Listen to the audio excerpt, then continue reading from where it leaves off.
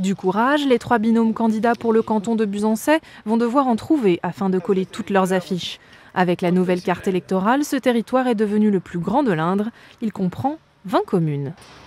On a pris la carte, on a découpé, on a mis de la couleur et on s'est réparti les tâches. Le plus grand, 72 km de long, mais surtout le plus peuplé.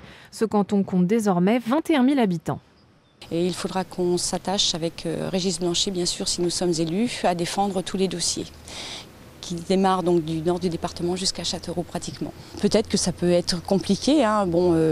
Régis Blanchet a déjà une bonne expérience du département et de ses territoires, donc je pense que ça devrait être faisable, largement faisable.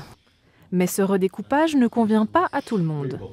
Quel rapport il y a entre sa mort et flairer, je ne sais plus comment, efflairer la rivière. Franchement, donc ça ne colle pas. Nous nous battons pour que, au niveau du canton, eh bien, on revalorise, on restaure en quelque sorte la réalité de cette commune contre, je le dis bien, contre les communautés de communes.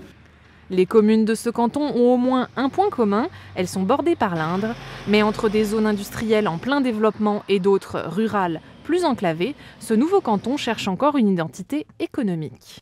L'attrait du canton, c'est tout justement les tourismes, la culture qu'il faudrait peut-être aussi un petit peu plus déployer plutôt que la centraliser toujours sur une grosse ville comme Châteauroux.